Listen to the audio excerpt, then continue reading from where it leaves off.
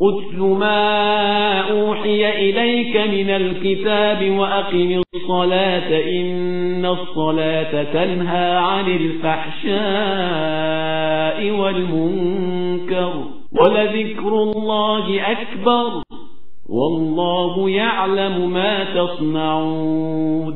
آپ جس کتاب کی آپ کی طرف وحی کی گئی ہے اسے پڑھ کر سنائیں اور نماز قائم کریں کہ نماز ہر برائی اور بدکاری سے روکنے والی ہے اور اللہ کا ذکر بہت بڑی شے ہے اور اللہ تمہارے کاروبار سے خوب باخبر ہے۔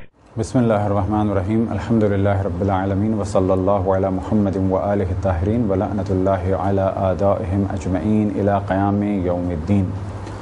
موضوع گفتگو وہ جگہیں کہ جہاں پر نماز پڑھنا مستحب ہے۔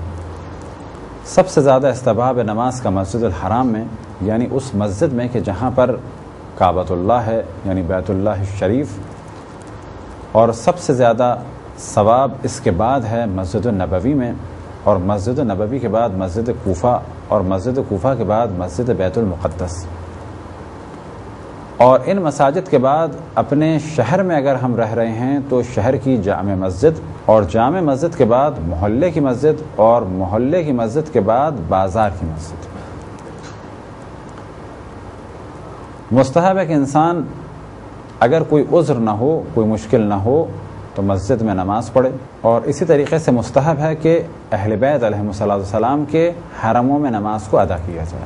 ائمہ علیہم السلام کے حرم میں نماز پڑھنا مسجد سے زیادہ ثواب کا موجب ہے۔ فرض کریں کہ حرم مولا امیر المؤمنین میں ایک مسجد ہو، اب اگر سوال کیا جائے کہ اس وقت حرم مولا امیر المؤمنین کے ایک جانب مسجد ہے اور دوسری جانب خود قبر مطہر کے پاس نماز پڑھی جائے مسجد میں، تو کہا جائے گا کہ حرم مولا امیر المؤمنین میں نماز کا زیادہ ثواب ہے۔ حتیٰ روایات میں نقل ہوا ہے کہ 2 رکعتی نماز کا ثواب ہے 2,00,000 رکعات کے برابر۔ وجہ کیا ہے؟ وجہ یہ ہے کہ اس عمل کے ذریعے سے توجہ دلائی جائے رسول اللہ صلی اللہ علیہ وسلم کے خلفاء اور امت مسلمہ کے ائمہ علیہم السلام کی جانب، کہ جن کی تعداد کا ذکر تمام مسلمانوں کا اجماع ہے کہ وہ 12 ہیں۔ خواتین کے لیے بہتر ہے کہ وہ اپنی نمازیں گھر میں ادا کریں، اور ہر وہ مقام ان کے لیے زیادہ بہتر ہے کہ جہاں پر وہ نامحرموں کی نگاہوں سے بچیں۔ مسجد کا اسلام میں خاص مقام ہے، لہٰذا اگر کوئی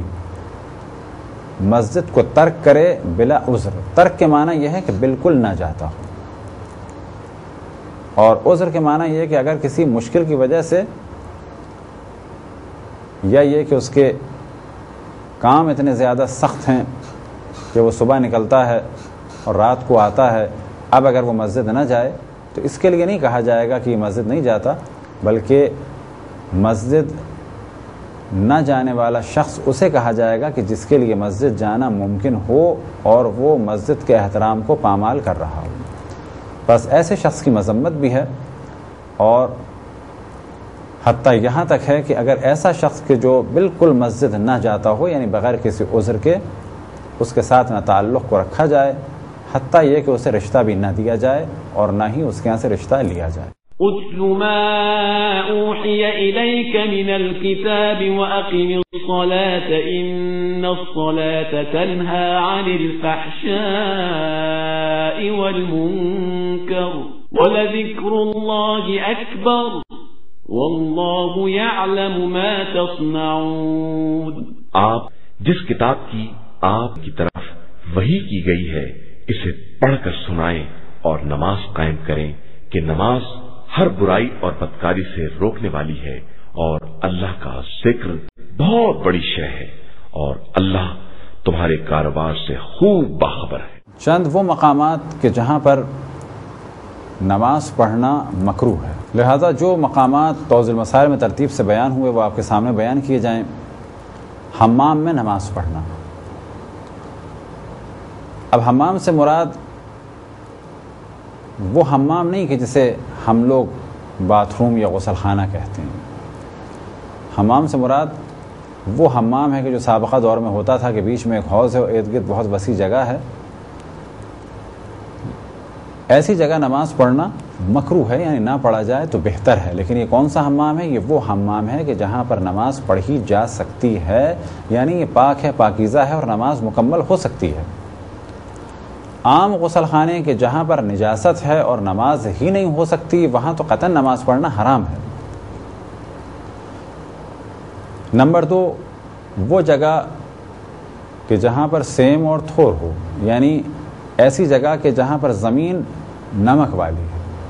حرام نہیں ہے، مکروہ ہے ایسی جگہ نماز پڑھنا. کسی انسان کے سامنے نماز پڑھنا، یعنی کچھ لوگ بیٹھے ہیں اور ان کے پیچھے ہم نماز پڑھنا شروع کر دیں. البتہ یہاں بھی کہا جائے گا جسے جرنل پبلک یہ کہے کہ ہم کسی کے پیچھے نماز پڑھ رہے ہیں، کچھ لوگ بیٹھے ہیں ہم ان کے سامنے نماز شروع کر دیں. لیکن مسجد وغیرہ میں اگر کچھ لوگ بیٹھے ہوئے ہیں، کچھ درس ہو رہا ہے، کچھ باتیں ہو رہی ہیں، یا کچھ لوگ نماز میں مصروف ہیں، اگر اس طرح سے ہم نماز پڑھیں کہ وہ ہمارے سامنے ہوں تو مکروہ نہیں ہوگا.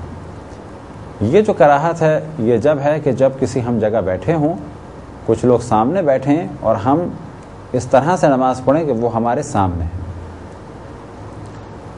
اسی طرح سے تیسری وہ جگہ کہ جہاں نماز پڑھنا مکروہ ہے کہ اگر سامنے ہمارے دروازہ ہے. اب یہ چیز بھی کلیئر ہو جائے، فرض کریں کہ ایک ایسا دروازہ ہے کہ جو بند رہتا ہے، یا ایک ایسا دروازہ ہے کہ جسے ہم نے بند کر دیا ہے تو اب یہاں سے کوئی نہیں آئے گا، تو ایسی جگہ نماز پڑھنا مکروہ نہیں. لیکن اگر کوئی ایسا دروازہ ہے جہاں سے بار بار لوگ گزر رہے ہیں تو ایسی جگہ بھی نماز پڑھنا مکروہ ہے. گلی کوچوں میں نماز پڑھنا مکروہ ہے بشرط یہ کہ گزرنے والوں کے لیے زحمت نہ ہو. فرض کریں کہ روڈ بہت وسیع ہے اور ہمارے دروازے کے ساتھ ایک چھوٹا سا حصہ ہے کہ جہاں پر گھاس لگی ہوئی ہے، ایسی جگہ کو بے شک گلی کہا جاتا ہے، لیکن یہاں پر نماز پڑھنا مکروہ بھی نہیں ہے. لیکن اگر گلی ایسی ہو کہ جب ہم نماز پڑھیں گے تو لوگوں کے لیے گزرنے میں مشکل ہوگی، تو ایسی صورت میں نماز پڑھنا حرام ہے. بس مکروہ کب ہے؟ گلی کوچے میں نماز پڑھنا مکروہ ہے کب کہ جب کسی کے لیے کوئی ڈسٹربنس نہ ہو. لیکن اگر ڈسٹربنس ہے تو ایسی صورت میں نماز پڑھنا مکروہ نہیں بلکہ حرام ہوگا. اسی طرح سے آگ کے سامنے، چراغ کے سامنے، باورچی خانے میں، کسی گڑھے کے سامنے نماز پڑھنا، اور ایسی جگہ نماز پڑھنا جہاں پہ کسی جاندار کی تصویر لگی ہو، چاہے وہ سامنے ہو چاہے وہ دائیں بائیں ہو، لیکن اگر اس پہ پردہ ڈال دیا گیا ہو، کپڑا ڈال دیا گیا ہو تو کراہت نہیں ہے.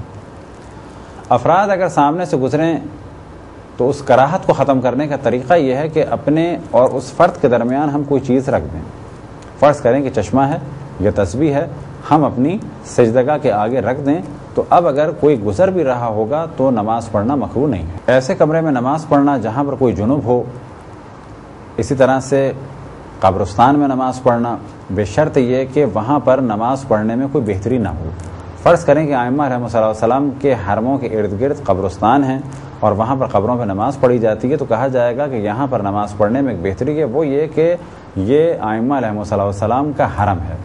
لیکن عام قبرستانوں میں نماز پڑھنا اگر وہاں پر مسجد ہو تو کوئی حرج نہیں، لیکن ایسی قبرستان میں نماز پڑھنا جبکہ ہمارے لیے کسی اور جگہ نماز پڑھنا ممکن ہو تو کہا جائے گا یہاں نماز پڑھنا حالت اختیار میں مکروہ ہے، یعنی کم ثواب ہے.